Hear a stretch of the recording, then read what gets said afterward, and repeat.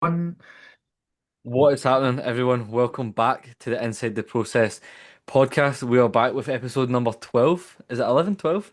Oh, good question. I'm not sure. 11 or 12. We've got another guest episode today, and it is none other than Mr. Harley Pritchett.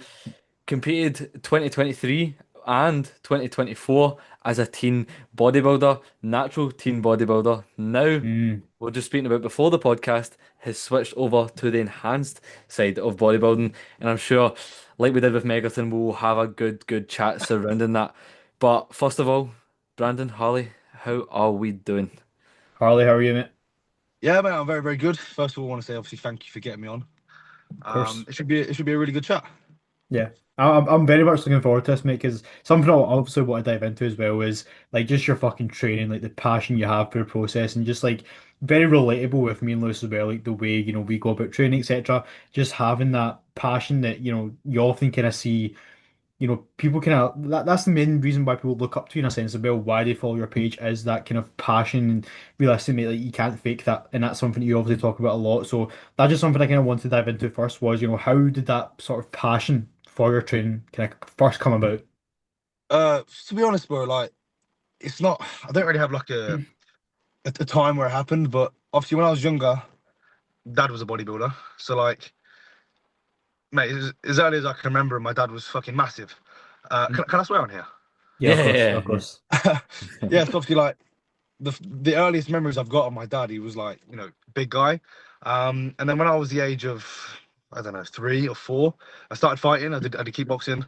And I did that for about I think until I was like maybe 10, 11. So that was like 6, 7 years of my life.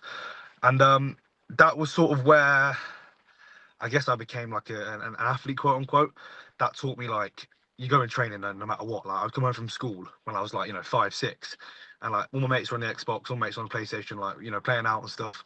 But my dad was like, "All right, you going to the gym?" I was like, "I don't want to." Like he's like, "No, you're going to the gym." yeah. Obviously, my dad was like, he stopped bodybuilding when I was like 3, I think like 2 or 3. But obviously, like he was still a big guy, but he was training as well. And at the time, he was running a gym 50 minutes away from my house. So I would go with him as he was working the gym, and then obviously I'd train myself. And then when I was like, yeah, 6, 7, maybe even 8 as well, I'd go up and down the country fighting, um, like tournaments and stuff. So I guess, yeah, that's where it sort of began. But then when I got to like, yeah, 10, 11, I was like, I just want to be a normal kid. So I stopped. And that's still something I regret to this day, to be honest, because if I didn't stop, I'd probably be really good. But, I didn't have the passion for it and I found something else. And then, when I started like, when I finished school, I started the gym, started weight training at 15, and I started training in May. And I remember like I sent my dad some progress photos. He was like, "You're gonna compete," and I was like, "Nah, that's really gay," like laughing at him and stuff. It's like I never want to look like you, all that stuff. And then in September, he was like, "You want to go to a show? Like, I'll take you to a show next month." I said, "Yeah, I still think it's gay, but okay." So I went to the UK FBA. It was the international championships, and he did that. And that was where I saw Lewis for the first time. I saw AJ for the first time. I saw some like that was probably one of the best shows I've ever watched, even still to this day. And obviously Lewis and AJ stuck out. Obviously I had no clue who they were, had no clue who AJ was at the time. But then I started following them, and I was like, you know what, this is really cool. And it was from that day in 2021 October that I was like, you know what, I want to compete. I want to do this. And then I did my first show in May 2023. So, oh shit, can't even see me now. Oh, good. So from that point, I was like, you know what, this is something I want to do. This is something I want to pursue. So like a year and a half later, I did my first show. That was the MBW Classic at the time. I got absolutely smoked by Harry Crab. Like one of the best people I've ever seen on stage. And then I did the Worlds 3 weeks later, and I placed second there again, which was a bit bittersweet, but it was something that like I'm really grateful for because it then made sure that that next sort of off-season growing phase, I literally treated it like I was still in prep, even more serious. I did the prep, and then I returned to stage in August 2020, 2024. So a year and a bit later, and I was 10 pounds up, significantly better condition. And then I sort of lost my head that time, and then I think it was when I stopped that prep. That was when I like really fell in love with training, and I put like 150% into training. I was like the best time ever since then, like since August 2024, I've had the most fun bodybuilding, and like training has become like everything to me, like literally everything. I think about the gym, when I wake up, I think about the gym when I go sleep, just like yourself. Like, as soon as you train legs, you're already thinking about how you're going to be better next week for next week's session. Yeah. So yeah, like I said, I was fighting at a young age, and then I think just seeing bodybuilding in the flesh, like it really lit that passion for me. I think that's very, very good, and it kind of links in quite nicely actually. As I said to you before about like the quick fire sort of questions, sort of lets everybody get to know you, as I assume they already will to a good degree. But also regarding like you've been involved within, being an athlete from a very young age, and it kind of links in very nicely to this question that is. Do you think people are born with, like a pure work ethic, or do you think it's something that can be, installed into someone? Um, I think, me personally, I think it's a lot to do with parents. I don't, Yeah, I don't think you're necessarily born into it. I just think it's more nurture. It's yeah, like my mum, like I've seen her like work and just work and work and work and work and work. Like even now, she works like 3 or 4 jobs. Like she's a hard work, like the most hardworking woman I've ever seen. Same my dad. Like my dad's a hard worker. Watching my dad, like looking back at all the years he was competing, like I think it's not. I wouldn't say something you're born with. I think it's just something your parents integrate in you. Like I started working straight away at six. Like, I literally dropped out of college to bodybuild because I was like, this is my passion. Like this is what I want to do. I dropped out of college. I started working for like within 6 months of starting college. I left, started working full time. And I was like, all the money I get, I'm gonna put into bodybuilding. And I don't think that I would probably have that mindset if it wasn't for my parents. So like, I owe a lot. I give them a lot of gratitude because if it wasn't for them, I probably would just be a bum on the street, to be honest. Yeah, I yeah. mean, just having that passion, like you're almost like taking risks almost and like mate, is like you can clearly see that it's paying off, the recent sponsorships you've got, etc. The amount of fucking progress you've made, and it's just a matter of time before that keeps paying off, which is just it's been fucking cool to see, and just it's been Thank cool you. to kind of follow your progress as well as a whole, as a fucking person, mate. Like, even in your life, like this past year, like, you can see the progress that you're making. Like it is very cool to see, and once again, that kind of passion for bodybuilding, that work ethic, I'm sure you've took that into all other areas of life, and it's been very cool to see, mate. So, yeah. Next question as well. Yeah, I'll crack on because these are sort of quicker ones. Oh, good. Obviously, in relation to your father being a bodybuilder, do you ever feel like a sense of pressure to sort of follow in his footsteps in terms of success? And do you think the pressure is positive? Yeah, I'm gonna smoke it, man. It's as simple as that.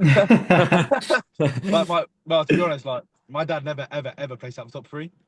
Okay, I really okay. let me down last year. But in terms of like the future, like where I'm gonna get, yeah, I'm gonna absolutely annihilate him, and he's starting to see that now, which is cool. Yeah.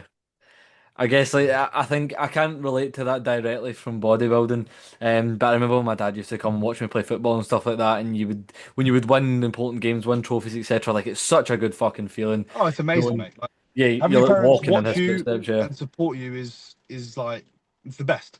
Like I yeah, remember, 100%. I've never seen my dad cry. Like well, before this time, like I never seen him cry once. Like he's just that's the type of guy he is. But at the first show, like I bawled my eyes out like when I stepped off stage, and it Yeah. wasn't like sadness, it wasn't happiness, it was just like a mix of all the emotions from the whole prep. And he looked at me and he was crying from proudness, and Hmm. that's like this is top feeling. Yeah, Yeah. 100%. Mate, I've generally just got like goosebumps just thinking about that. That's like Yeah, just something like out of, like a fucking movie. Like I remember when I came off stage, I'm not sure if I was with you, Lewis, but like just looking at like I think it was the WNBF, one of my recent shows, but I came off stage and like I looked at the shots, like I was generally just like start getting teary eyed, just like that looking was the at. supernaturals. Yeah, Yeah, like I like it is it once again it's not like happiness or sadness, it's just like a built up of, how That's much it. Like knowing how much fucking work that you've put in, the fact that you've not missed a beat, etc. Like and you're just seeing that kind of come to life with a look on stage, like it's one of the fucking best feelings you can have within bodybuilding. and like you can't explain that feeling until you get it. 100%. Because I remember yeah, like every like obviously this show was in rugby, so it was a 10-minute drive from my house, and everyone was there. Like there was about 50 people there. Like I'm not even exaggerating. yeah, And I remember like everyone was looking at me crying, and they're like, "What's up? Like you should be happy." I was like, I don't know why I'm crying. It's just Yeah. like all this emotion, like all the times that like I wouldn't say like just hunger, but like like when you're sitting there and you're like starving in bed, like because I was like I was like 17. I'd never experienced anything like this, and like all that emotion, it comes in as soon as you step off stage. It's Yeah. fantastic, to be honest. 100%. And I feel like that's like something as well. Like it's one thing having a passion for like your training, the process, but people can have that passion, but they can also, they can compete, and then they also learn that, they don't really have that same passion when it comes to competing. But that's always something that you have as well, that you fucking love and have a passion for competing. Maybe not just as much your training, but you still have a very strong passion for that. And I feel like once again, long term, when you go to compete in future years, obviously we can dive into that kind of what your future plans is. But I feel like that will only have a positive benefit towards, the progress that you'll make, the looks that you'll bring to stage, and the success that will come with that. So, kind of diving into that, what is the plans for yourself going forward? So, I know you competed twice as a teen as well, which you don't actually see often. Obviously, diving into the deep end, kind of being 17, being on a world stage like that's an achievement in itself. But going forward, what is your plans right now? Obviously, I know you're in a big off season. You're making a shit ton of progress. People can see that if they're when they're following you. It's pretty fucking cool to see. But yeah, when is your kind of next time you have planned to step on stage again, and kind of what will be the goals and plans for that season? Okay, yeah. So like, I don't really talk about it, to be honest, because like for me, like there's a lot of people that just talk and talk, and for me, I've just been someone that I learned it the hard way in 2024 when I spoke about what I wanted. So I don't really talk about it much online, but I'm happy to say it here. But 2027 we the first show, like the end of the year, so we're looking at like 90 weeks from now, I guess. Like that October time, and that would see me like 3 years, like 3 years and 2 months from my last show to the most recent show. And the goal is there to just literally be like, I guess, totally unrecognizable. Like I want to step on stage and people be like, that's not even the same person. And obviously, with going through the assisted route, the transformation's obviously going to be much different to what it would be if I was natural, right? Like Yeah, realistically, if I was to go from a natural teen to a natural junior, yeah, the transformation would still be obviously phenomenal, but we're probably talking like realistically 10 pounds of tissue max. yeah, Obviously, it would be a totally different physique, but like in terms of like overall space, I wouldn't be that much bigger. The difference is going assisted. Like I can literally be like I'm like I have it set in my mind. I want to be 50 pounds above my stage weight in 2024. The next time I compete, like I want to be 50 pounds above, and like I know doing that with I'll be in better condition because I'll have more muscle, more maturity. 50 yeah, pounds above, I will take up so much more space than I did last time. But yeah, the goals are I want to do like 2, 3 shows. The first show, obviously, I want to win juniors PCA. And then just hold my own in the overall against some really good people. I don't want to do like an easy show. I want to go into a show that I know is going to be really good, and then because it'll be the later end of the year, like see how I hold up in the British as well. yeah. Mate, that's the most rewarding shows. Like that's the shows that you want to do. You want to do the most competitive shows again. Like when you don't place first, when you play second, when you play third, but even when you come so close, like they're the shows that you see, the improvements that you need to make, etc. All this stuff. But yeah, that is very fucking exciting. Another question I got as well was, obviously, where does Harley see himself in terms of bodybuilding in the next 5 years? So. Ah, bastard. Someone stole my fucking question, but mine's just better, but on you go. Where would that would be like 2030, 2031. Where do you see yourself then in 5 years' time? In 5 years, full-time bodybuilding, 100%. Yeah. That's not not like just a full-time bodybuilder, but I know that my career will be based off bodybuilding. So that means being a salaried sort of athlete. Obviously push coaching as far as I can in the next few years, and I know that with one good season, I know that it will fly. Um, but yeah, like 5 years from now, I want to be solidified as a good UK bodybuilder, as a UK junior, I guess. Because in 5 years I'll be 25. I want people to know my name, and I want to be doing this full time. That's the goal for me, in Yeah. bodybuilding anyway. Yeah.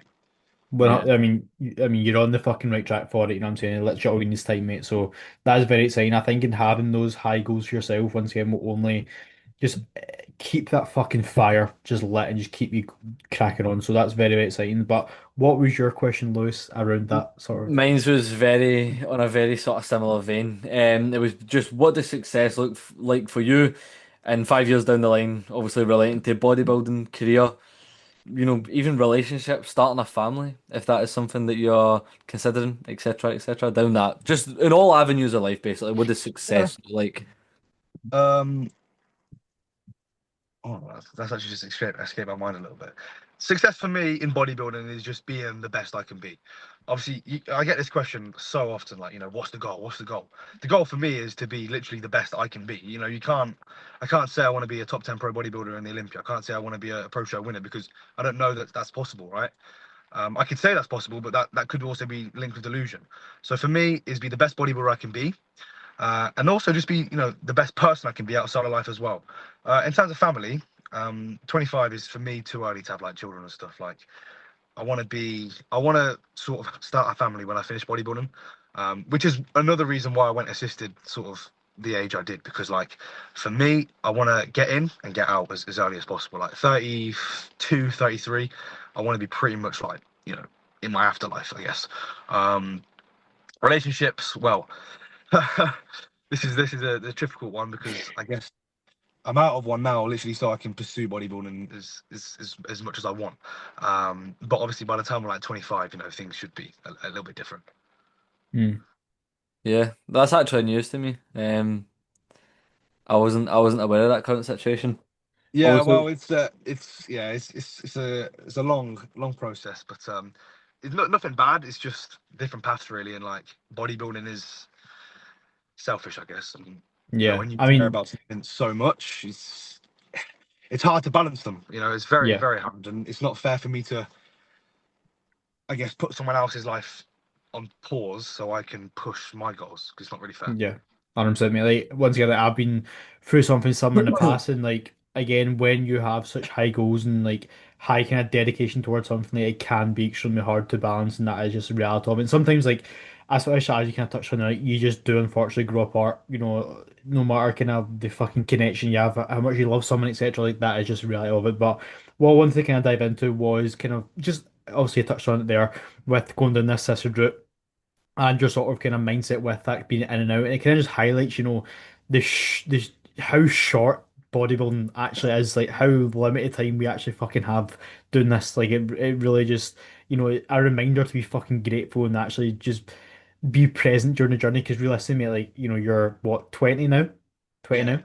Yeah, and what you want to be done by like 33, 34, that's only like 13, 14 years, which Yeah. realistically is And not a fucking long time. when people like, if you put 13 years down the line, mate, it sounds like a lot, but in reality, mate, 13 years will fly by in what feels like a year. 100%, 100%. But yeah, just kind of diving into what was like was so I assume your plan was to always go assisted. Was it always to go assisted, after your teen season, or was it? No, no, And no. So no, no. my plan was to always go assisted. Like I've never wanted to stay natural because for me, I love Like, don't get me wrong, I love natural bodybuilding. I'm always going to support natural body. I'm always going to come to the shows because I love it, and I respect everybody that does it, because the look that you get as a natural sometimes I actually think is better than the look you get assisted. The clean Yeah, lines, because you're not pinning a shit ton of gear.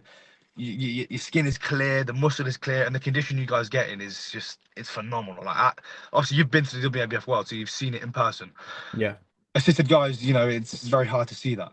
But yeah, the plan for me has always been to go assisted. It's not something I've never, ever, ever sat there and thought I'm not going to go assisted. Although I did pull the trigger pretty much 4 years early. So at the World in 2023, yeah, at the Worlds in 2023, obviously the way they did it, it was teens and juniors in the same class, but they awarded just the teens and then the juniors separately. So I was Hmm. on stage with a guy called I can't remember his name. He was Valentino or something. He was a German guy, and he turned pro the same day, and he won the pro show as the Open, and he was a junior. And I saw him in real life, and I was like what the hell? How is this achievable? One, as a junior, two, as a natural. So from that day, I was like, you know what? I'm going to give it a good shot, and I'm going to wait until I'm like 23, 24. I'm going to take a massive off season. I'm going to come back, as a junior again. I'm going to do as best I can, and then I'm going to go assisted. But then I sat down and thought to myself, I'm going to be like 23, 24 at that point, and then go assisted. I'm going to have to wait a few years before I'm ready to battle it in with the men's open, because I'll do juniors at 23, and then the next class I'll be in is the men's open, which are guys that have been on gear since they were 19, 20. So it's like, how much am I gonna have to push things straight out the gate? How much time I'm gonna have to stay away from stage to be competitive with these guys? Because I don't want to compete just to compete. I want to compete to win. So it was March this year. I basically thought to myself, I said, you know what? I don't really want to wait anymore. Like I'm ready. I've been doing this for 4 years now, and I love it. I know I love it. I've been through two preps. I know this is for me. I love training. I know I can stick to it. And that was also the same time where obviously I started the job I have now, which at first was a massive shock to the system. When I went from like doing like, 6, 7, 8 hour shifts previously to then going to straight 12, 5 times a week. But still, I made sure that no matter, sleep was obviously, pretty poor, but I made sure that every beat was still nailed. And at that point, I was like, you know what? This has sort of proven to me that this is what I'm meant to do, because there's plenty of times where I came home from the gym at like 11 o'clock and had to meal prep, but I was like, I need to meal prep. So that was like, for me, that was a turning point where I was like, you know what, I'm ready. Like, I'm ready to do it. I spoke to Lewis and I basically asked him, reasons for, reason against, because he was coaching me at the time. And he basically, in a short way, said to me, I've known this for a while. What's the point of waiting? Because it's just redundant if your goal is still, where it is. And that resonated with me. So we finished that push in May. Then I started dieting from May until August. And obviously halfway through that, I obviously joined Tim, and I told him straight away my plans. And then I dropped down, as lean as I needed to get. Got my bloods done, and then I started my first cycle in September. And then from then, to be honest, life has been fantastic. Sick. Well, again, like obviously we just had Matt Megerton on, and obviously he's similar to yourself. Just well, recently went assisted. Obviously joining with Tim as well. I just got a question regarding, someone asked, is Harley working with Tim because he plans to go assisted? So I assume that they didn't kind of realize that obviously you've already jumped on. But I kind of want to rewind the situation a bit, the conversation a little bit there. Just when it's really good to kind of see people like yourself, like Matt as well, who have went assisted, but they still have only kind of positive things to say about the natural bodybuilding shows, the community especially. I think that's one of um the thing that not separates natural bodybuilding and enhanced bodybuilding, but how tight of a I would, community yeah, natural bodybuilding is. Like for example, like when we've at the UKDFB, sorry, like me and you had a fucking long fucking chat. Like it was a good catch up. Like once again, like, that wouldn't have happened if, obviously natural, like we didn't know each other through natural bodybuilding. You know what I'm saying? It was good to kind of catch up. And obviously, right here we're fucking sitting on a podcast just chatting away, like little things like this. But again, obviously with natural bodybuilding as well, I think me and Lewis were discussing this in an episode as well. Is like obviously with natural bodybuilding, like it's a even playing field. But when you go assisted, the reality is like you could be against juniors who are taking fucking 5 grams of gear, mate. You know what I'm saying? Like, and that's the reality of it. And I do think with how your passion, how you went about the last 4 years, like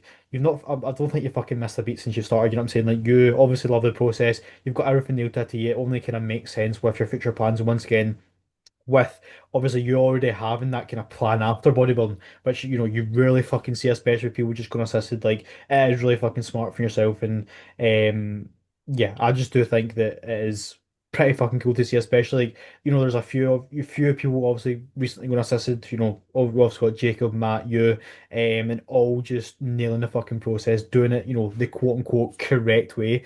Obviously I wouldn't kind of say there's a correct way to go assisted, but if there was a correct way, that is how I would, go about it. So it is kind of inspiring to see, and obviously, for people out there who, plan to go assisted or are thinking about it, this is the fucking way to go about it. At least spend a few years in the process, actually prep to see if this is yeah. for you, etc. So I think once again for yourself, it's just a role model for a lot of people. So yeah, Thank you.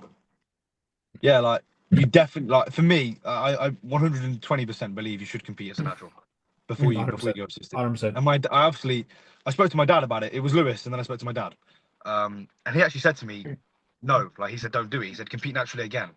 But I just thought, no, like I don't want to wait. Like I've done 2 seasons already, and the progress that I can make by the time I compete again is like I don't want to waste that progress really.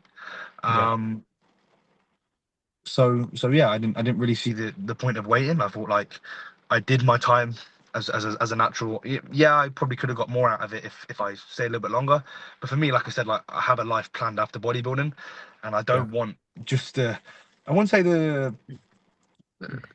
I wouldn't know, I don't really know how to put it into words, but I don't want me waiting, to go assisted to then limit my capacity and my ceiling in the assisted bodybuilding, just because Yeah. I want to wait an extra few years. Because it's still like it doesn't matter if I was to go on gear at 26 or 20, I still want to be done bodybuilding by like 32, 33.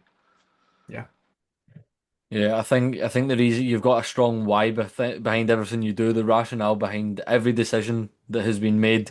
has been, there's been a clear, clear why, a clear, proper, good, rational decision behind every decision that you've made, as I said, and I think that obviously helps like with your process as a whole and how smoothly it has turned out. Everything's planned, as Brandon was saying there. You've got everything planned, after bodybuilding, and this is all sort of. It just looks like it's like a book that's just like the story's been told, and it's as if it was just meant to happen, to be honest. And again, that's obviously a testament to yourself, really.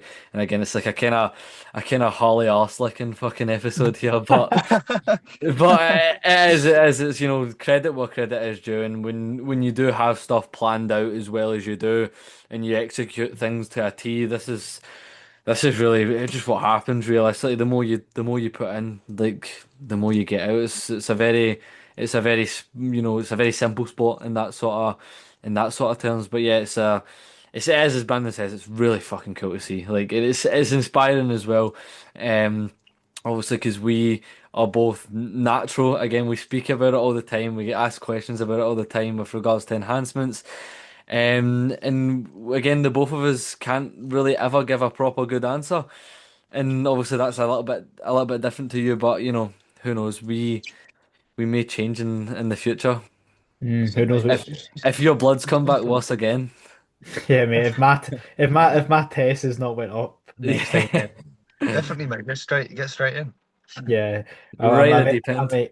yeah. But another question I got, a really good question here was, how does Harley handle the art of monotony when things stress up? So when stress, life's busy, etc.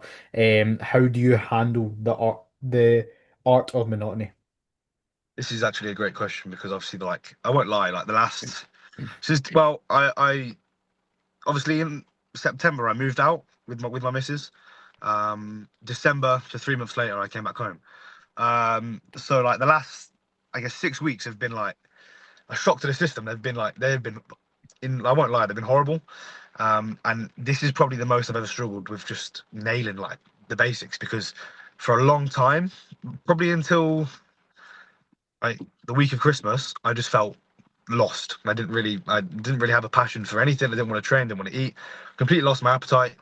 But one thing I was drilled into when I was coached by Lewis was your goals don't care how you feel. Like they just don't. It doesn't matter what's going on. Like God forbid, like I say this, like someone in your family could die. Something bad might happen to you. Might happen to someone you love. You might lose your job. You might do this. You Are might we do having a little bit of audio difficulty that. here? Yeah, yeah. Your audio's like a bit. It just went like really. I like it out. Yeah, I think I you're. like it out.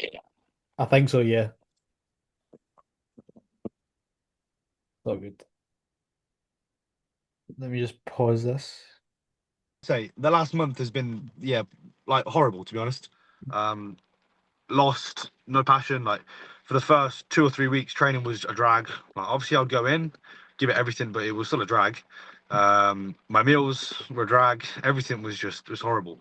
But yeah, obviously, like one thing that Lewis drilled into me when I was coached by him was just your goals. They don't care how you feel, and you just have to remember that.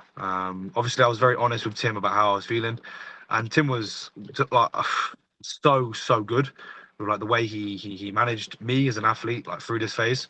And he just kept reminding me, every check-in, like, your goals don't care, your goals don't care. Don't allow this to ruin what you truly love, which is obviously bodybuilding. If you start, if something bad goes on in your life or you're stressed, and then you say miss a meal, or say, let's say you have a really bad day and you feel like, okay, I'm not going to meal prep tomorrow for work. Then you go to work and you've got no meals for the day. You're just going to beat yourself up about that all day. Or you skip the gym. Half an hour later, you would have been at the gym, but now you're like, oh my God, maybe not half an hour, yeah? I missed the gym. Great. Like, you actually feel worse than just going. So obviously there was plenty of days where like I didn't want to go gym, but I made sure I went and trained. The session wasn't, of the high quality that it usually would be, like me actually annihilating the logbook and doing that. But I went in, I got some stimulus, I did what I needed to do, I got out, and every single time I left, I felt significantly better. If I was to just stay at home because I felt sad, then I would have just felt worse. So monotony is to bodybuild, just like you two, you have to love monotony. You have to live basically, you have to keep each day as identical as you can. And doing that, just ticking the boxes, they just become natural. Like you don't have to think about it. Eating your five, six, four, however many meals a day, drinking your water, training, going to sleep, doing your supplements. Like it's just like waking up and brushing your teeth. It's just like going for a shower. It's just normal. It's Yeah. normality. It's it, So it's literally that simple though, isn't it? Like a lot of people like to overcomplicate the process of bodybuilding, but it is quite literally that simple. I think that's such a good mindset to have, like especially I think another sort of thing to branch out on this is like it's just temporary. When things are going on in your life, like you might think the world's fucking against you, etc. Like how you feel right now, the tough time in your life right now, like it is just temporary, and you need to make sure that no matter how you fucking feel, whether you want to go to the gym, etc. Like almost just set these non-negotiables for yourself, crack on with them, and then once again, as you said, you'll feel so much better by going in the gym. If you're down, etc., putting that kind of negative emotion into your training will only have a positive benefit. yeah, 100%, bro. Like if you slack, you're just gonna feel worse than whether you went. Like Yeah. it's pretty self-explanatory, really. Like, and once you do it, like I haven't been doing it for a long time, yeah, like 4.5 years now. But once you've been doing it, a little bit of time, it just becomes sort of normal. Like if you're doing it for like 10, 15 years, and I don't know, like your mum dies, you're probably not even gonna care. Like obviously, okay, your mum dies, but you're still gonna wake up and eat your meal what Yeah, because yeah, it's just normal. You're not gonna yeah, think about, oh, I'm gonna miss this because it's just your life. Like it's just normal. yeah. 100%. Yeah. And when you get to that point in the process where like you literally don't even have to think about what you're eating, etc., like that's where it just you string together the days, you string together the weeks and months, the years, and that's where the fucking progress is. That's literally that simple. Yeah, 100%, bro. 100%. It's literally just clockwork. It's just Yeah. we all are creatures of habit, and when we're in that routine, it's literally, as I say, it's like clockwork. It's just the norm. As you said as well, it's just like getting up and brushing your teeth. It's just the norm. You have your 6 liters of water a day, 7 liters of water a day, and you just crack on with life, even if there is shit going maybe against you. And we spoke about this a lot, like in previous episodes. Like everyone's had shit like in their life in this year specifically in the New Year sort of podcast. But it's obviously, the making of a person is how you deal with these said shit situations, learn from the mistakes. And again, like everyone, as we said before, like everyone will go through shit, and everyone will realistically 9 times out of 10 will get through the other end of said shit.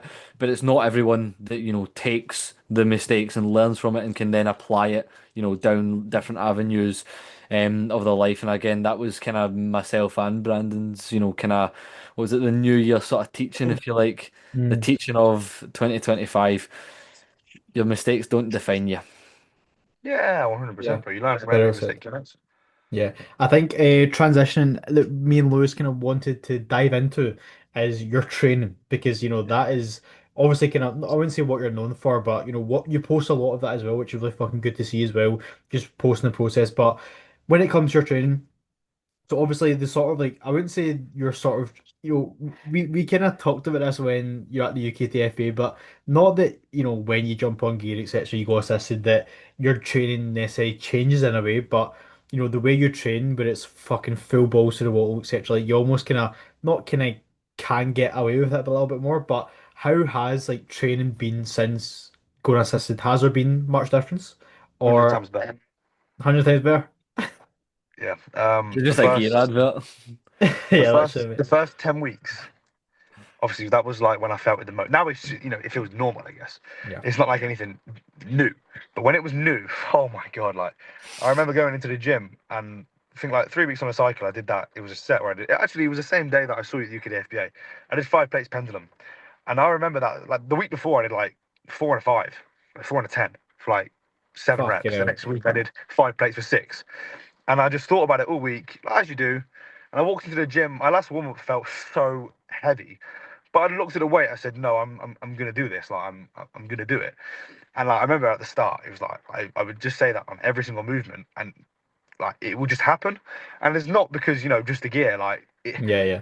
it basically like it switches you on without having you to switch on. Like you haven't really got to sit. Like I never really have to dig that deep for sets anymore. I just sort of look at the weight. I go, I'm gonna take you, and I'm gonna absolutely annihilate this weight, and then it just sort of gives you that extra sort of confidence that you're gonna do it because that's a big one. Like confidence in their movements is Mhm. everything. If you're not confident, the weight will literally bury you.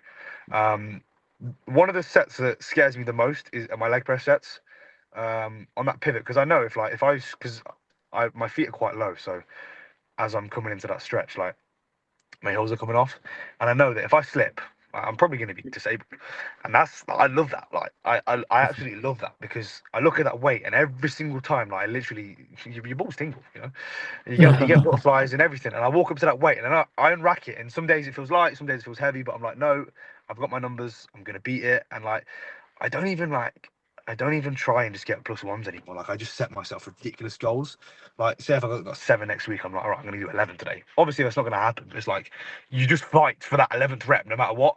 You probably get like 8, 9. But yeah, going on gear, it's like training was yeah, that's something I noticed the most. It's just like your ability to block into a set it's phenomenal. Like the pumps are obviously significantly better. Like on a leg extension, once you get past like 8, 9 reps, my legs are absolutely screaming.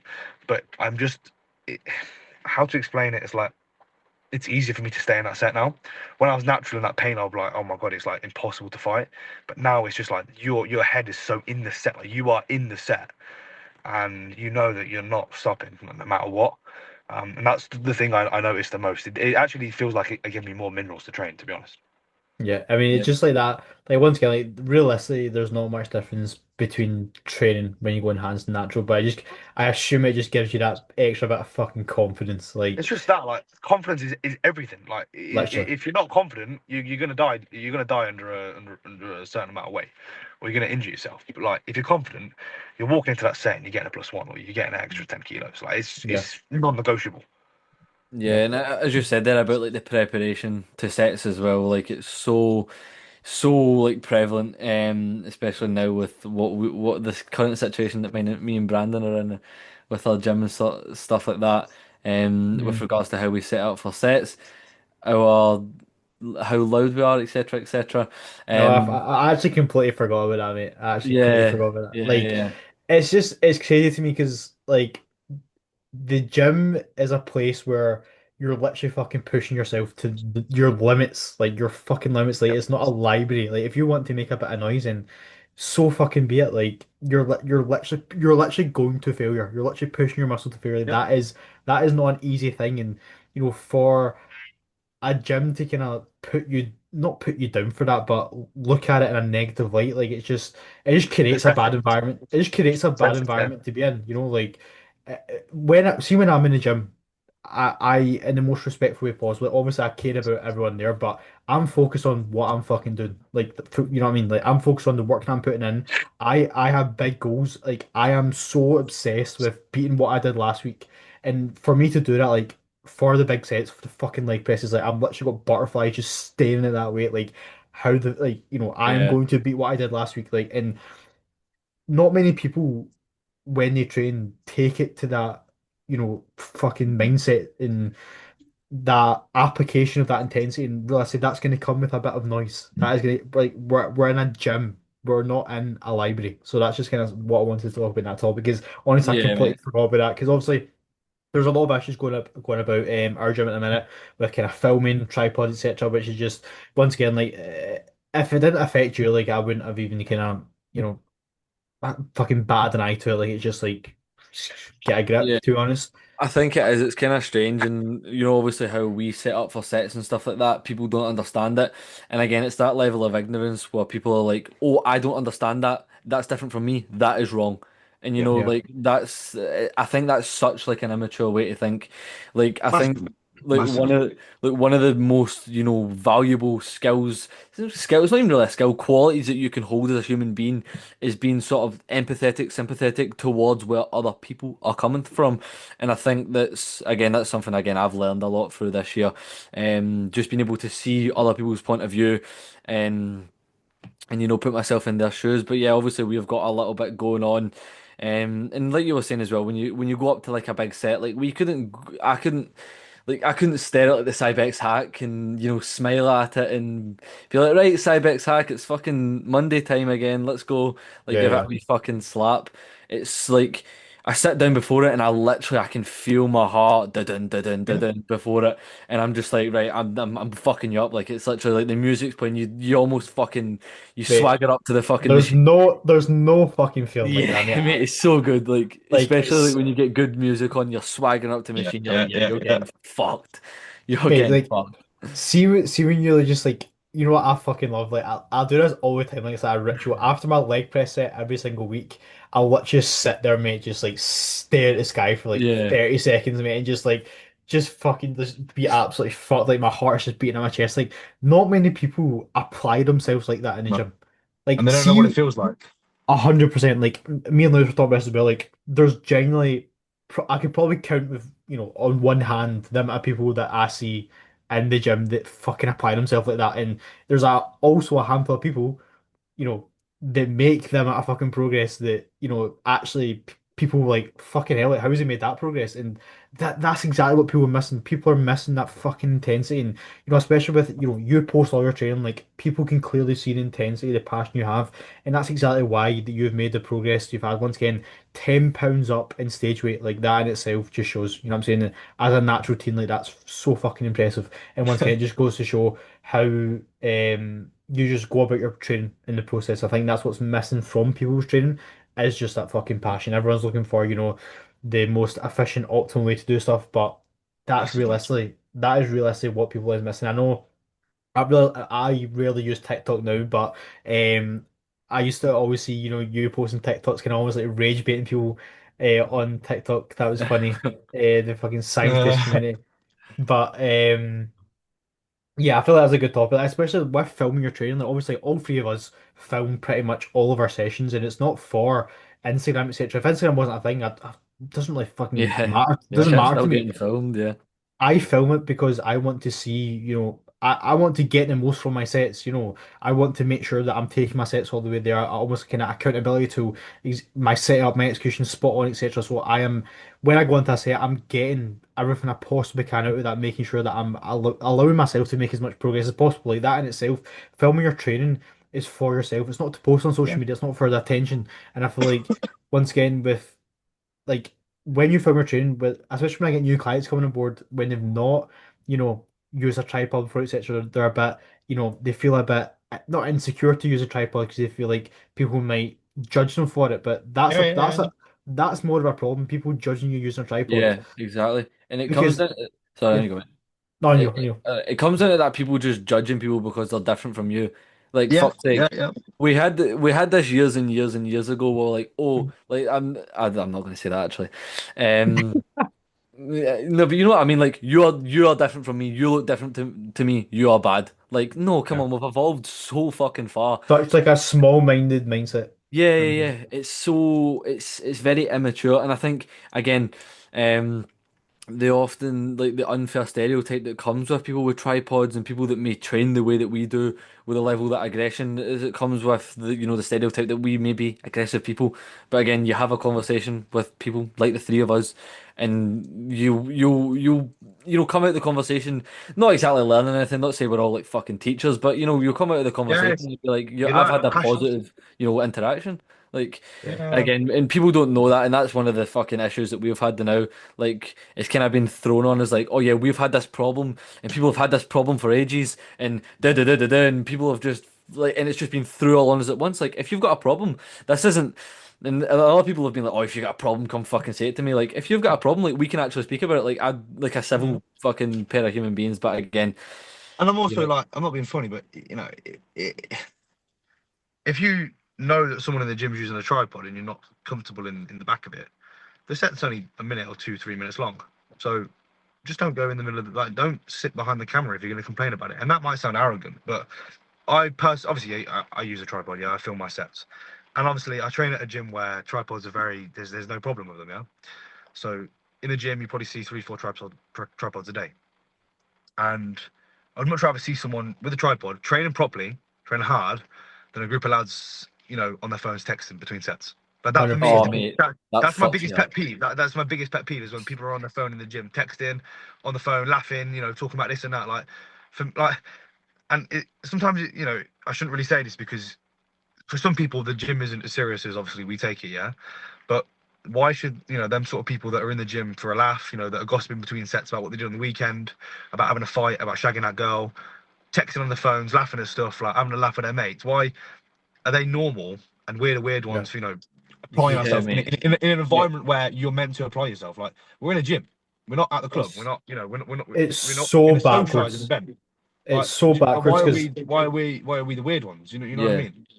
100%. It's literally the opposite of what it should be because the people, filming their sets, like they're in there to better themselves. They want to get the most out of their training Yeah. compared to the people who are judging the people who are applying themselves when they don't make, they make fuck all progress most likely. Yeah, he said it. He said it. And their training's fucking wank. Like maybe they should stop to use a tripod, you know what I'm saying? But and I think that's That's enough on that topic. I was like that was a good little segment there. That was kind of yeah. all that was all the questions I got actually. Some very good questions, but have you got any more, Yeah, Lewis? I just gave a few for myself. Yes, I've just got a text from Butcher. All it's a green light for posing coaching. That's wicked. Mega. Um where am I? My Instagram story. I got a question from Mr. Finley Thornton. I think it's a pretty good question. I'm not too sure how clued up you are on the topic, Harley. Me and Brandon are, our knowledge is niche. Dream car. Mm. Oh, mate, I haven't got a dream car. I like cars too much. I You couldn't give like? you one. I literally couldn't Yeah, give you one. Mate, I'm already sick of my car and I've had it for 6 weeks. yeah. Me, your Um, car's nice, so I'm a fan of the. Dream Yeah, car.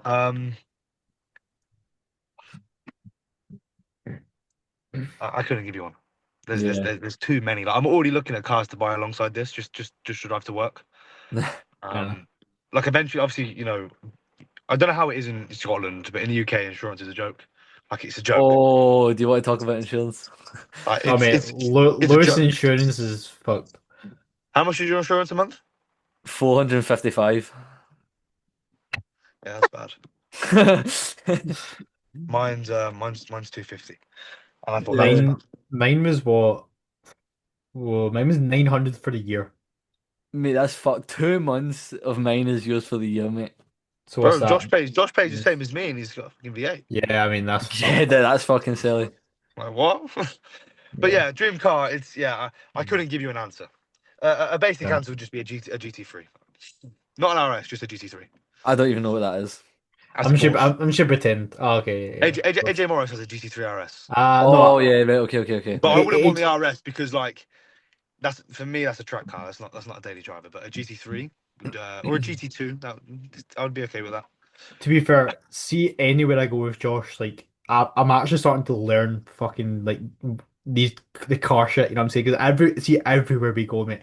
I literally traveled for 2 weeks with Josh, and see when we would go everywhere, we'd be like, "Oh my god, this car! Oh my god, this car!" I'm like, "Mate, shut Same up!" as Like me, that's mate. just got Obviously, to I work in logistics, but I work in transport as well. Yeah. yeah, So I'm on the motorway for 20 hours, 30 hours a week. So I see some bad boy cars on the road like every single day. yeah, So I probably see three or four, beasts a day. And one of the guys I work with, he loves cars. Like he loves cars. And just being around people like that, I can tell you anything about cars now. Like I can yeah. tell you exactly this car, exactly what engine it has, just by being around people like that. So like, yeah, yeah. I haven't really got a dream car, but that's an easy option. I have a lot of cars that I want to drive in my lifetime. That's for sure. To be fair, Yeah. when we were in when we were in LA, we were in what's the fucking place called? Hollywood Boulevard, I think it's called. Like where all the Yeah, yeah. rich. We saw some fucking nice cars. Like, I'm not like I'm the biggest fan of cars, but like that was fucking cool to see. Like, what's the what's the fucking Jeep called? The fucking what is it called? It's Like, you like seen a Cybertruck, didn't you? oh man, there's Cybertrucks everywhere, but Oh, what is it called? It's like it starts with a B, I think, and it's like an upgraded version. Oh, this is gonna annoy me. The Brabus, the Brabus. Yes, yes, mate. That was pretty cool to see. Like, see, wait, how, and how are you spelling that? How are you spelling that? Oh mate, I don't know. I think Braubus maybe. You see it on a lot of Mercs mainly. A G-Wagon. Yeah, all the G yeah, wagons you see yeah. on. So yeah, so it's like a G wagon on steroids, pretty much. Yeah, it's a G wagon, but with like a really cool body kit. Yeah, Yeah, that I was just pretty cool to I see. In searched that up America, in 600K. in America and Dubai, you see a lot of them. When I was in Dubai, every G wagon I saw was a Brabus. I didn't see one Mercedes G wagon. Yeah, how was that as well, Dubai as well? I know you trained that dungeon. That must have been fucking cool. That's like a bucket list gym for me. Yeah, that was really cool, man. Obviously, every time I train with Noah, I learn something. Yeah. Oh, But mate, I saw friends, fucking when we were at Apollo for the UKDFA, I saw Noah. I was like, fucking hell, mate. Like he had a hoodie on. I was like, mate, he's literally fucking massive, mate. I was like, what the fuck? yeah, he's I put a lot of my knowledge, not knowledge, but application to training down to him. Yeah, mate, He, he just has he a loves. belly. Yeah, has a belly. Just get fucking up for a set. It's just it's cool to see. He gets up for a bicep curl. I I don't know if you got no, obviously doesn't post, yeah. So unless you've seen him Yeah. alive, or unless you've seen it in a few clips, when Noah trains, he looks like he's possessed. Oh, I was about to say that. Eyes, I'll say that his like the eyes are like Undertaker or something. up Yeah, there. yeah. So yeah, I've learned a lot from him. Yeah, so Dubai was fantastic. Obviously, training in that gym, I saw Nihat Kaya, that Oh, two guy. I saw yeah. Nathan Diasha. I saw obviously the owner Abdul pinning in the middle of the gym.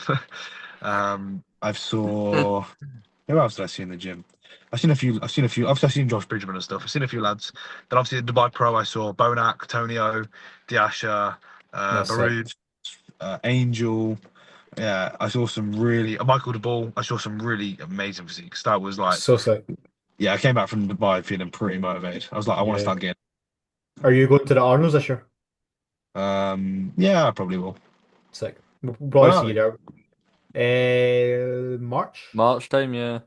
March. Yeah, I'll need to confirm regarding that. I probably. See when you saw Nihat as well, was he 20 at the time? No, I was 22.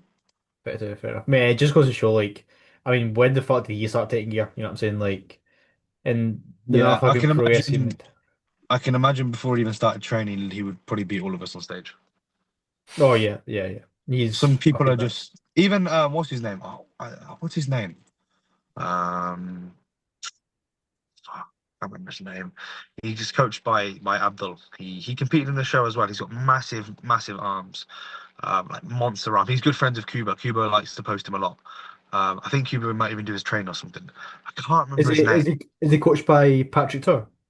No, he's coached by Okay. Abdul Oh, Jim. okay, sorry, yeah. He is a monster, and I can't think of his name. I I'm can't not sure remember. either. Anyways, yeah. Um, he posted like his transformation of when he was like 17 before he ever started the Yeah. gym, and he looked like a pro bodybuilder. Yeah, I mean, Like, you see Keon post himself a lot naturally, and you're yeah. like, fucking hell, Have mate. you Like, watched the Phil Heath documentary? yeah, And Phil posted like Um, photos of his like first of progress photos, and he looked like yeah. a pro WNBF bodybuilder. Yes, you kind of know from a young age if you're, made for the top of the sport. But yeah, that's big. I do want to actually go to like a fucking good pro show as well, like travel for it. I feel like that would be really cool to see. Especially Yeah, obviously the only, there's not really many in the UK to be honest, yeah, if that's what any. I'm saying. So kind of like making like a little trip of it would be good. But have you got any more questions, Lewis? And the other questions were just regarding enhanced training. Yeah, Um, we kind of touched on that to be yeah, fair. it all got covered. So Uh, basically, anyways. enhanced training is fantastic. And well, I'm only on test, yeah, so I'm not even a real gearhead yet. But I can Yeah, imagine, Yeah, as I progress further through the assisted ranks, training's just gonna get better and better and better. yeah. I'm yeah. looking forward to having some anadrol. I'd be like a JP. Mm, You know that video where JP's he screams at Corin that his belt's not tight yeah. enough. Wait, Yeah, he's is running a that shit. I've always wondered like what the fuck he was actually screaming about. Yeah, the belt. It wasn't tight enough, and she was Mm, saying this is as tight as it goes. And he's fucking just screaming. But yeah, he probably took a shit ton of Anadrol before that session, and that's why he yeah. was. Every video you see, the old videos where JP is just screaming his fucking head off, he's probably on a shit ton and gear, but shit ton of Anadrol before the session. Mega. I'm excited to see JP's come back to the stage. That's what I'm excited for. Yeah, Um, I think yeah, he's just yeah, going to be a big ball of muscle. yeah, mate. He's got fucking too much muscle. If you can have too much muscle in a frame, he's got fucking too much He's muscle. got, mate. He went. I don't know if you've heard the story, but when he competed in 2017, 18, when he worked with Milos. Bear in mind, have you guys seen JP in real life? I've not seen him in real life. I've seen like him on stage though, like footage of him on stage. Yeah, well, he's really short. He's like 5'5" Yeah, or 6, and he went from two hundred and Yeah, forty sure. pounds. That in itself is crazy. And from £240 to £300 in like 3 months. 300 pounds at 5'6" is 60. He went 60 pounds in 3 months, and he said he was using 100 IUs of insulin a day, fucking and hell. he was eating literally 7 to 8,000 calories. And obviously, he spoke about his gear use, and at that point, he was like 6 to 8 grams of gear a week. But Bloody hell, for man. me, like yeah, it's cool and stuff, but like that ruined him. Like, there's a Yeah, reason he looks the way he does is because he pushed the boat too much, and that's yeah, why you look at him compared to someone like James, and they're two complete different physiques because yeah. they're two different training styles. Which is why the 100%. JP training style is great until you've got enough muscle that you need to sort of work, you know, not doing 3-4 reps constantly Yeah. because your body will So, literally break. 100%. What is your current training split now? I've literally just changed my split on Monday. Um, so day one is chest, biceps, delts. Hmm. Day two is back triceps. Day three is legs, bicep, delts. So that's like 3 days I get to train biceps and delts twice. Rest. So tomorrow rest, and then Saturday, Sunday is upper, and then Sunday is lower. But I don't train biceps on upper, just so I can allow the quality of the session to be a little bit higher because I haven't got biceps to worry about at the end, and then my quality of biceps is really high at the start of legs because it's not going to take away from the session. Yeah. So, and this split so far, obviously I'm only 3 days in. I'm really enjoying it. Like, really, Sick. really enjoying it. Like, the stimulus I got on the triceps yesterday after back was amazing because there's no crossover fatigue like at all. Yep. Obviously, if you're doing chest and delts, by the end of it, your triceps, yes, they haven't been hit direct, but they're still fatigued because you're pressing and stuff. Same like Yeah. when you train biceps in the end of the pull. Yes, they haven't been hit direct, but they've still had some stimulus. Whereas training with a different muscle group, I've noticed already, like the quality of work is way higher, and I can see that training them 3 times a week on delts and biceps and calves, which I've done forever. I think by the end of like this push, everything will be bigger, but my biceps should hopefully be at a good standard where they match my triceps. Yeah, that was the split. Pretty much the exact same split kind of layer that I ran for like the past year throughout my prep. I fucking loved that. Like I did biceps at start of push and then Yep, yep. triceps at start of pull. Yeah. And just the amount, once again, that increase in frequency as well, because obviously you'll train that like 3 times per week pretty much. Because I trained like the arms at start of load as well. So with that increased frequency, the priority doing it at starter sessions, like once again, the amount Way of higher. like growth I saw is Yeah, like I do biceps at the start of push, but then I do triceps at the end of the pull. Only because, Mhm. like, for me, I have to get pretty switched on for back. Like, I have to, like, I go in and I'm like, okay, I don't want to train triceps. I'm going straight to back. Yeah, But with push, I'm like, all right, I can start with bicep because by the time I've like done my biceps and I'm like ready to train chest, I'm like, I'm fired up, I'm ready, I'm warm. Like, I haven't really got to do too much to be ready. yeah, Yeah. I think that is a good thing though, like for a lot of people, programming, literally as Brandon was saying there, your arm work at the start of sessions, and like for obviously yourself, it's very individualized where your triceps are a lot stronger, so therefore there is less of a need for that to be at the start of your pull session. But literally, like for myself, I've been programming biceps at the start of push, triceps at the start of pull for the best part of a few months, really. And again, that's really helped me, take steps forward within my physique, Yeah. take my arms from like being like really like a really weak point to not as much of a weak point. Just a shame my chest hasn't caught up yet, though. mm. Yeah, my chest is pretty wank as well. But yeah, Well, like I totally agree. Like the quality of work is everything. You could do yeah, 20 sets a week, but the quality of work could be shit, or you could do 10 sets and the quality of work could be really good. Or you could do 20 again, sets and the quality could be really good. It's just for me the quality of work is the most thing, which is why with this split I've started at volume like ridiculously low, and I'm just basically I'm going to make a few changes next week. Basically, the day of the session, I'm just going to go in and think, how did I feel last week and how can I feel today? Like I know yeah, that I can probably add a little bit more back work next week. I know that I can probably add a little bit more chest work next week as well. I'm still yet to do upper and lower. I know lowers I've kept the exact same to be honest. So I know that I don't need to make any changes because my legs grow from minimal, like mm, minimal. My legs are my best body part. They always have been. It's just like my chest and my arms I need to really bring up to yeah, stand, with some freaky juniors because I'm not like Natty's a small league, like the assisted league, like you said earlier, the guy I could be competing against could be on gear since he was 16, and Yeah. he could be pushing 3, 4 grams now, and I'm running minimal. Yeah, it's a whole different ball game, but something I touched up on there that I actually kind of wanted to transition, and then we'll round this off. Don't want to take too much of your time, but something that Matt was saying as well. Obviously, you've been coached by two very top coaches with Lewis at pro coach and now Tim. So something I want to touch on there is, what's the biggest difference that you've seen, and yeah, the kind of biggest difference between the two coaches. Almost. Obviously, both very positive, I assume, and two very high quality coaches. But what has been the biggest difference between since joining Tim, pretty much? Yeah, so obviously, yeah, Lewis is great. Obviously, I didn't actually know Lewis before, but funny enough, Lewis is from rugby. Mm. Lewis's little brother, I actually Lewis's little brother has stayed around my house. My mum and Lewis's mum know each other. My mum and Lewis's mum are friends. Funnily enough, Lewis's dad and my dad used to compete together. So it's Well, like that was another reason. Like when I realized who Lewis was, like fuck yeah, like I'm gonna join this guy. And Lewis took me from being like a 17-year-old kid to he coached me right up until I was 19, and like, he taught me pretty much all the basic foundations of bodybuilding that I know. As along with my dad, who coached me for a year as well. Um, Obviously, I didn't mention that my dad coached me for my first shows. But yeah, Lewis is great. Like Lewis taught me the basics. Lewis taught me how to train hard. Lewis taught me how to eat, how to sleep, how to just be a bodybuilder basically. But one thing that I sort of found with Lewis after working with him for so long, and obviously we started training, we trained at the same gym. I sort of lost that hierarchy of Lewis. So he would make a change, and I would think, maybe I can make a better change. Or like he would tell me to do this, and I think, okay, maybe I can do this. So it was at that point where I was like, you know what? I think I need to find someone else who's. I still respect Lewis, but I was starting to see him more as a friend than as that, the hierarchy as a coach. So then Tim was obviously well.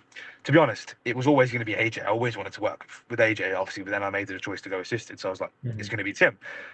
Obviously, with Harry Crabb absolutely annihilating me in my first show, I've always looked at Tim and thought he is a great coach and he is going to be up there one day. And he's definitely climbing the ladder very, very quick.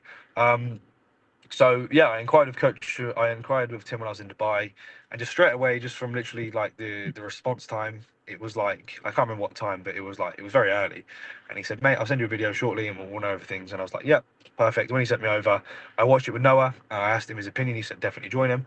And the biggest thing, the biggest thing I noticed with Tim is just the amount of respect I had for him. Um, and he has leveled up my training like so much, like so much. I was very, very addicted to that JP style training, logbook training before I joined Tim. But then my days are not the same. So like some days I might do 6 hours, not 6 hours, that's generous. Sometimes I might do 9 hours at work. The next day I might do 12, 13, 14 hours of work. I might have 5 hours sleep or I might have 8 hours sleep, I might be training off 3 meals, I might be training off 5 meals. Um, Workload could have been really heavy that day. Workload could have been really light that day. So I was like, can I really go into the gym and just make sure that I progress this because my day is totally different. I might have expended 500 more calories than I did the week before. And Tim was like, scrap the logbook, mate, and just go in there and just bury yourself in the smartest way possible. And that was when like I started training smart instead of just like an idiot. And that is when I started making the most amount of progress. Like it's very rare that you see me sitting down for 4, 5, 60 minutes now getting ready for a set and then being like pissed off after the set if I don't get what I want. Now, mate, today I did my back off of RDL with literally no music playing. I did all my warm-ups with no music playing. I put music on for the top set and I beat last week. It's like now I don't have to sit there and just really worry because I think sometimes when you go into a set with too much pressure, you fail or you lack say last week I don't know you did like today RDL 5 plates for 6 reps, yeah. Last week it might have been perfect. This week I might get 7 reps, but my form has been shit from rep one because I was too aroused. And I noticed that, like, when I was progressing really, really, really quick, I noticed that my form was just thrown out the window, my tempo was thrown out the window, and I was like, I need to change this. And being calmer has done wonders. Like, it has done like wonders. I rarely actually put on like a specific song for my sets anymore. I just have my playlist on, and I'm like, okay, it's time to do the set. Let's go into it. And the quality of that set is way higher than when I was spending 20 minutes getting ready for the set. Yeah, I mean, you need to pick your battles, don't you? But that's a common thing that kind of obviously we touched on with Matt is something that I found with talking to people as well is something that Tim is good at is just almost having like a mature outlook on the process, on the training, just taking a step back sometimes, and not being afraid to do that. So have you completely scrapped the logbook or do you still log some of No, your no, I still sets? log book. I still, I still, Yeah, I yeah. still log, and that's just for. I don't really get addicted to the numbers anymore unless it's the weekend because the weekend obviously the sessions my day's the exact same, training at the Yeah, same yeah. time. But on the like Monday to Friday my sessions I log book just because I like to log book, but I Hmm. don't kill myself if I match or sometimes I might even I train a lot of how I feel now. Like sometimes I might even think you know what I'm gonna start with a lighter set and just get more reps, and then go after. Or I might just do two sets the exact same way. As long as I'm taking that set as far as I can take it, I'm happy. But yeah, one thing that I would say as well, he's very good at just being like a coach. Like Hmm. there's been plenty of time. Like I remember had a shit session once, and I was like, mate, we need to change the session. I'm not happy with this session. And he was just like, mate, take a step back, calm down. Because I was saying I don't want to do this lower session. I don't want to do upper. I want to do push and pull posterior. She's like, yeah, that's great, mate. So now you're going to do barbell row, leg press, and an RDL all in one session. When you're telling me you were tired on the leg session, he said, what do you think's going to happen? And I was like, you know what, mate, that's actually correct. And like he'd only say it in like 10, 15-second voice notes, but like. All he had to say was stop being a fucking idiot, and I'm like, oh, all right, because he just has a way with words. That's Hmm. what I say. Like this whole breakup thing, he's done fantastic with just like keeping me on point because he doesn't have to say much, but what he says is like he says it in like a way that you're like, oh shit, yeah, all right, I feel like a twat. So Yeah. that's one thing I would say. Like, yeah, he reined me down with training a lot. And he reined me down from just being like a mental case in the gym, and from that, my physique has grown so much better. I haven't had a problem with my knees since I started with him. Hmm. Whereas before, I would train on the Sunday because I only train legs once a week then. I train on the Sunday and on the Saturday going to the gym, my knees were still hurting. I was like, I've got to fucking change this shit. Yeah. I've got to do something. What's And now, been like, I feel what fresh. changes have you what changes have you made to your training then to like allow that to happen? My training is the exact same, but it's actually just some people will disagree. It's just actually working in the rep ranges more than taking a load progression. So like now, I actually really like doing like 8 to 11. I really like that. And instead of just forcing a low progression, I'll just like think every single week. I think how can I make it harder? But I'm at a point now where like I'm pretty strong. Like I'm across everything: chest, back, legs. Like I'm pretty strong, and I know that I don't need to like on the leg press, for example. I was doing 11 plates, and I was thinking, okay, I do one more plate, and the machine's stacked. Then what do I do? I get to 12 plates just to say I've done 12 plates and I have to drop down. So now I'm doing 10 plates with a band and taking a pause minimal time at the top with the pendulum. I've been on 5 plates since September. I went up to 5.5, but I've dropped back down now and I'm doing like 10 plus reps. But I'm getting deeper, I'm being more continuous, I'm spending less time at the top. And like that for me is progress. For some people think, nah, mate, you should be at 6 plates by now. But I'm like, yeah, but then eventually you're gonna hit a wall with that and eventually you're gonna run into some problems. Yeah. And like a 5 plate pendulum is fucking strong. Like that Yeah. is strong. Like a 5 plate RDL is strong. Like I've been bending over and rowing 3 plates for about 4 months now. My back has totally changed. Like, yeah, I went up to 160. They weren't the best. Now I'm just doing 2 sets of 3 plates, and my scap retraction is way better. My elbows are coming way further. I look 10 times. My back is 10 times better. Yeah. Same with dips. I got up to a 3 plate dip, and now I'm dipping 2 plates with a pause at the bottom, and my chest is way bigger. It's like Yeah. I'm not addicted to low progressions anymore. I'm just addicted to getting the most out of the sets, and that is where my physique has then grown the most. Obviously, some sets I think, fuck you, I'm gonna fucking take this. So like, if I feel really, really good, I'll add on like a fucking 15, 20 kilo. Like, the RDL, I did within like 2 weeks, I went from 200 to 220. But now I'm going to be on 220 for a while because I want to make it like perfect. I want to get all the way, like, I want to get to where there's like an inch between the plate and the floor with a pause. And then and then I can start working towards, uh, 6 plates Mm. with training and body weight as well. I like to solidify things, and I think if you Yeah. can solidify things, you'll grow a lot of muscle just by solidifying it. Like reach a peak body weight, like 10 to 15 pound body weight jumps, hold it that weight, and then after 6 weeks you'll look fucking like you gained 5 pounds when you're the exact same weight. 100%. Do you mean that? I think as well with the way we train, like just reminding ourselves sometimes that we're actually fucking bodybuilders and we're not Exactly. just powerlifters. Like especially, it's fun to get strong. It's fun to get strong. It's fun to add that weight, but Oh just yeah, it's remind very yourself. strong. And Very strong. again, filming your sets. That's it holds you accountable. You analyze. You actually like, especially what I like to do as well. Like after I get off a set, I'll look at the set, but Yeah, you Exactly. watch it. The what I'll second do set. is what I'll do as well after my session as well, like once I'm in like I'm not in the gym, etc. I can actually sit down and watch my set. Like that's mostly why I actually post my training on Instagram because it allows me to just sit down and watch my training, if that makes sense, to kind of just hold myself accountable. But Yeah, and people And learn from also, if your you're training posting as it well. online, like if you're posting it online, like you are holding yourself accountable because everyone can see. 100%. If you Yeah. train like a bitch, everyone knows you train like a bitch now. If you Yeah. fucked your set, everyone knows you fucked your set. Like last week, I did a 4 plate RDL back off for 14 reps, I think, or 13 reps. Today, I thought, you know what? I could get 15 today, or I could, take it further. Like I took it as far as I could go this week.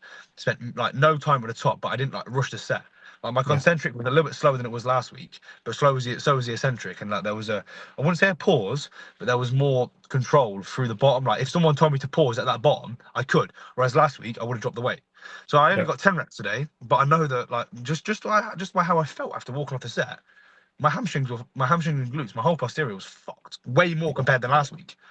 So that's just a little 100%. thing. It's the exact same weight. I've dropped three reps, and some people are, oh, you should drop reps, but I've got way more out of that set than I did than the week before because Yeah. I wanted 14 reps last week. 100%. Well, last thing before we go, because I know I said it as last time, but what would be, because obviously, you're now sponsored by ESN, you're also sponsored by Hard Body now as well, which has been very fucking cool to see. But what would be your advice for people who are, looking to kind of improve their personal brand, be an athlete, be a bodybuilder? What would be your sort of, maybe not advice, but what's the steps you've took to get into the position that you are now? First things first, I would say just using code Harley will probably give you a lot of Mm. benefits in life. No, no, no. To be honest, bro, I don't actually have an answer to this because all I've done since I competed, if you look back, I think there's like 500-600 posts. Since I competed, I've literally posted pretty much at least 3 sessions a week. I posted pretty much every single session a week. And that's where I've built, I guess, my brand. I've just showed my training. I post physique updates a little bit now because I'm more confident in my physique. But before that, I wouldn't really share my physique at all. I just shared training with the odd physique post that would then get like a shit ton of likes because there was a gap between them. But just showing your training and just showing your mentality towards training. It's why I post like pretty much every single session where I've got like a big movement. I'll always post the last warm up or I'll post like a picture of the weight because I'm showing people every single week that I'm doing this. Like I posted the last one on the IDL today. Like yeah, like here we go because you have to sort of sometimes show people how it looks for you. Like show people what the reality of it. Yeah, you might just see me lifting 5 plate RDL on Instagram, but what went into that set? Like what allowed me to get into that set? And it's because you attack your warm up sets. So it's just basically finding what you're, I guess, good at and what you're passionate about, and just showing it. Some people are great talking to the camera. Like Josh is fantastic talking to the camera. Yeah, that's how he built so many followers. Because in 2023, all he did was fucking talk 20 times a day on the story, and then he built a massive following. For me, I don't really like talking to the camera. I just like posting my training and posting my meals and just showing the monotony of bodybuilding. And that for me is what has got the brand. Like ESN reached out and they basically just asked me what my future plans were. They asked me, what I love. I just said I love training. I post training and people like to watch me train. With Hard Body, he said the same thing. He said, I love watching you train. People love watching you train. I think you'd be a great role. So I said, perfect. But that's not everything to everybody because, Joey down the road might love training, but he might not be able to show his training the best, whereas he could show his personality way better. For me, my personality is pretty much on like bodybuilding Instagram. People just know me for just being a bodybuilder, really. They don't really know who I am or like what I like outside of bodybuilding. But that's because I've made it that way. Like I just want people to see the bodybuilding side of it. And I think I'm doing a pretty good job at that because I just show my meals, the same fucking walk every day, the same supplements every day, the same sort of presets, rituals and stuff. And I think just being yourself is like the biggest sort of bit of advice I have. Is just be yourself, don't fake it for the camera, and good things will come definitely. Whether like it Yeah. takes ages. Like this year, that's where it really picked up. Before I was like online. I'm not anybody now, but I'm definitely someone compared to I was last year. And that's just because I was relentless with posting and I just showed people sort of my take on bodybuilding and how I think you should bodybuild. Yeah. And I think I if you're bodybuilding, it should be all in. Yeah, I think it's just been, as you said, true to yourself, just being process oriented as well. Like, when you started posting, like, the goal of you posting wasn't to become sponsored. Like, I'm sure, like, you were probably thinking, like, oh, that would be pretty cool, but you weren't Yeah, yeah, posting yeah. to get sponsored. You were posting to, show your training, show the passion that you have. So, yeah, that's very cool. But last question. This is the actual last question. What does Harley like to do outside of the gym, outside bodybuilding? What is your sort of other passions in life? Man, I'm pretty boring. I just work. Yeah, I work. I like cars. I was playing around in one of my friends' 4x4s yesterday, actually. I like cars. And as much as I love being a robot, as much as I love being a bodybuilder, I do like switching off as well. Like yeah. I do like sometimes, It's just being a normal just as person. important, mate. Just as important. Like, when I go on holiday, like I don't think about the gym because then when I Yeah. come back, I'm like, let's go. Yeah, you're But it's like firing. Yeah. when I go away, like I make obviously that was like what I credit my ex-girlfriend a lot because she was probably the one thing that held on to like she kept me normal because she's a normal person. Like she works, she does go to the gym, but she's not, she just does cardio and she eats healthy. But like when I'm with her, I'm just like I forget that I'm a bodybuilder, and that is what allowed me to make the most progress. Obviously now I can just be, I guess a full time bodybuilder. But yeah, some things I like outside of body. I like clothes. I like fashion. I don't buy any clothes anymore because I spend all my money on bodybuilding. But yeah, fashion, traveling, cars. Before bodybuilding, I lived a very luxury life when I was a kid. Like I just used to go out with my mates. I would buy a pair of shoes. Like when I was like 16, which was not really taking bodybuilding that serious, I buy a new pair of shoes like as soon as I got paid. Obviously now I'm an adult and I've got responsibilities, but outside of bodybuilding, yeah, just sort of being a normal person when I can. Like if you met me at work, obviously people say like now I look a little bit bigger, so people will obviously ask if I'm into the gym. But before that, like you wouldn't be able to tell I was quote unquote a bodybuilder because I'd never talk about it. I'm not one of them people that just makes bodybuilding their entire personality, and I don't think you should. I like keeping sort of them separated. I like living my like a normal life and just having a little bit of normality, and that just allows me to then be 100% bodybuilder if that makes sense. Like if I go out on a date night, I'm fully present in that moment. If I'm on holiday, I'm a normal person that's got to Yeah. live it. So that's it. Yeah. And that's very cool to hear, mate. Because also, I assume everyone listening to this will, know you as, the bodybuilder Harley, but that's good to know. But thank you very much for coming on, mate. This has been a No, fucking thank great you for having me episode. on there. I Uh, really appreciate it. Thank you, mate. It's I been a feel like pleasure, yeah. I honestly feel like we could chat for like another hour, so we'll Yeah. hopefully have you back on in the future, mate. It's been an absolutely amazing episode and some very good conversations. So that is all from us. Would you like to plug anything? Obviously, you've got some Oh, codes. codes. Code Hardy, bro. Code Hardy. Codes, No, no, code, no. In all code her. honesty, the best supplements in the game. ESN. Um, no, no. Obviously, if you guys do use ESN or High Body or whatever, just code Harley. That's it. That will save you a little bit and just help me. And then just Instagram is just Harley J Pritchett, which to be honest, I pretty, like our audiences are pretty similar. So I think anyone watching this probably Yeah, already yeah. already follows me to be honest. But if you don't, if you enjoyed listening, please follow me and you'll just see some what I deem to be my good training. But yeah, bro, I really appreciate being on, and yeah, I would love to talk again for sure. Thank you, mate. We'll hopefully get a session in soon as well. That would be Yeah, good as definitely, well. bro, definitely, definitely. 100%. Well, Up thank at you very. Elvin's in Well, I Hamilton. did actually want to come to Scotland for a weekend, but I don't think I'll be coming to JP's gym now. I have to boycott it. Well, Samson, AJ, and Keefe are all coming in June. That is June the 7th because that no June the 6th because I'm competing the next Yeah. day. Well, you should come up for that, mate. See big Samson, 300 fucking 75 pounds in off season, mate. But you I won't be don't, able I to don't think they'll have a video it problem though. with Keefe making some noise, would they? Nah, that's You true. can't That's video it very though. true. That's very Can't true. video it. Anyway, that's us. That's us. Thank you for watching. Goodbye. Thank you, boys. See you later. Have a good night. Yeah?